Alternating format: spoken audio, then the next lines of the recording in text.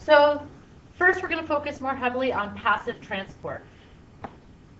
If we go back and review what we learned about in our basics about cellular transport, we should remember that passive transport, passive implies no energy is needed. And if no energy is needed, that means that the reason that the movement is occurring is because of concentration gradient. There's a difference in concentrations, so substances are going to move from an area of high concentration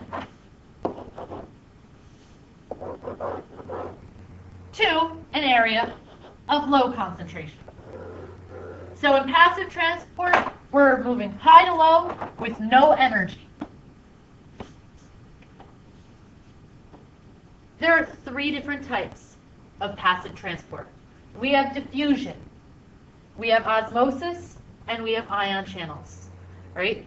We're going to focus on each one of these individually. So for diffusion, right? Diffusion is typically something that we talk about when we talk about particles. It's really not very descriptive. Right? Diffusion is really just talking about how something moves from high concentration to low concentration. It diffuses. It spreads out. Right? So like in the perfume demonstration. I stood in the corner of the room. I sprayed the perfume. The perfume was highly concentrated right in my corner of the room. But it wanted to diffuse. It wanted to spread from high concentration to low concentration. Right? Small particles are going to be able to diffuse, especially when we talk about across the cell membrane. What were our VIPs that we talked about? Those small things that could go right through the cell membrane, pass right by the bouncer without being stopped. We said oxygen, carbon dioxide, and water. Well, oxygen and carbon dioxide are two perfect examples of molecules that will diffuse. All right? Water gets a really specific term, but it's still going to be just like diffusion. All right? So small molecules will diffuse across the cell membrane. And ultimately, the whole reason that it's diffusing is it's trying to reach equilibrium. For our perfume, the movement was going to continue around our classroom until we felt like all of those perfume molecules were evenly distributed, that the concentration was equal throughout the space, equilibrium. So in the case of the cell membrane, molecules are going to move across the cell membrane until the concentration inside equals the concentration outside, until they're even. All right, so our definition for equilibrium, condition when the concentration is equal throughout the space. And this is just an image showing us how we've got a high concentration of stuff, of solute, right, solid stuff, that's going to diffuse, it's going to start to move to a lower concentration. Same exact thing, we've got high concentration on top, right? That high concentration is going to be able to diffuse right across the cell membrane into the low concentration until it reaches equilibrium, until it's even on both sides. This is a nice little hyperlink that's going to show you diffusion, all right, in a beaker of water using food coloring. I suggest you watch it. Then we have osmosis. All right, so diffusion is going to be for small particles to be able to move from high concentration to low concentration without any energy. Osmosis is very specific. Osmosis is talking about water, and only water. Water is the only substance that moves by osmosis. So osmosis automatically implies that we're talking specifically about water and nothing else. Water can move in three different directions. Water can move out of a cell, water can move into a cell. Those are pretty simple. Then water can move in and out at the same rate.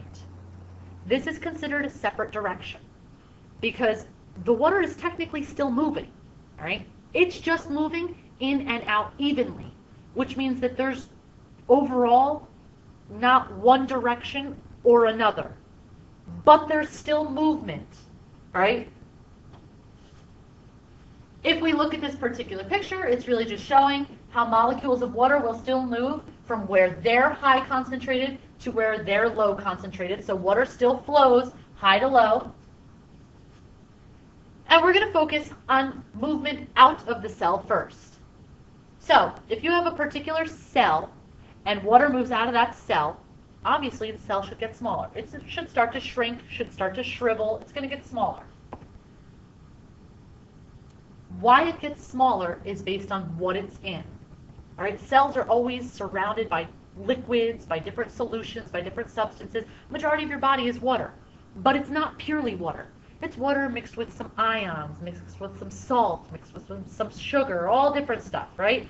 And your cells are always surrounded with this liquid, right? Always in contact with this liquid. So it's really about what's in the liquid that makes the water move. So if a cell is in a solution that we would consider hypertonic, all right? Hypertonic, hyper implies high, all right? Tonic, we're talking about the concentration, all right? It's a high concentration solution. What does that word solution mean? Oh, chemistry. A solution is equal to a solvent plus a solute.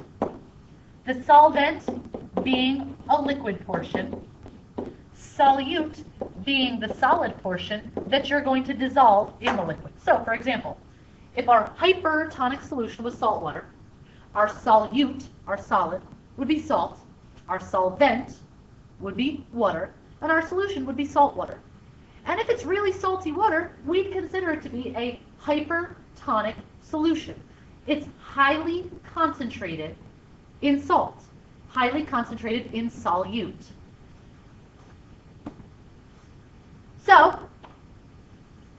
a hypertonic solution is going to cause animal cells to start to shrivel up, and plant cells will actually become what we call plasmolized, right? The central vacuole is going to start to shrink up, right? And the cytoplasm is going to start to shrink up as well, and it's going to start to pull away from the cell membrane, and that cell is going to start to actually shrink in and really become dehydrated, right? Not healthy. Remember, when plants become dehydrated, they start to droop, they start to wilt, right? That central vacuole needs to be nice and full of water for that plant to stand upright. My example of a hypertonic solution, we talked about the beach. When you go to the ocean and you've been in the ocean all day long, right? That's a hypertonic solution. You're sticking all of your cells into that highly concentrated salty ocean water.